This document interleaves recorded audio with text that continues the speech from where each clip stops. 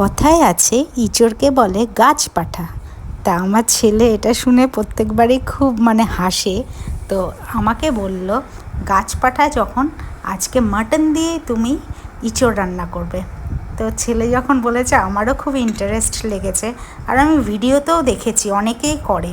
তো আমাদের মাটন হয়েছিল, কিছুটা মাটন আর চর্বি আমি বেঁচে গেছিলো, রেখে দিয়েছিলাম। তো সেটা দিয়েই আমি এরকম প্রিপারেশনে মাটন দিয়ে গাছ পাঠা রান্না করলাম। আর রায়েন শুনে খুব হাসছে, আর খেতেও দুর্দান্ত হয়েছে।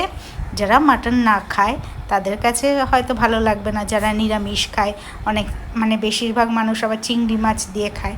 কিন্তু কোনো রান্নাই অবহেলা করা উচিত না, এক একজনের কাছে এক এক রকমভাবে ভালো লাগে। তাই আমি সব রান্নাই ট্রাই করি, আর আমি সব কিছু খেতে ভালোবাসি। তো সেই জন্য আমার ছেলেও তাই, আমরা সব কিছু ট্রাই করি। তো সেই ছেলের মুখের দিক তাকিয়ে আর আমারও যেহেতু ভালো লাগে, আর আমার বর তো হেসেই যাচ্ছে, বলছে আরে পাঁঠার মাংস এমনি খেতে হয়, খেতে নেই। তারপরে আমি বলছি তাহলে তুমি খেও না। তখন বলল অ্যাকচুয়ালি আমি নিরামিষ ওই ইঁচড়টা ভালো খাই না, তাই জন্য, এটাই মোদ্দা কথা। তাই এরকমভাবে করেছি। আমার বর বললে হেভি টেস্ট হয়েছে তো।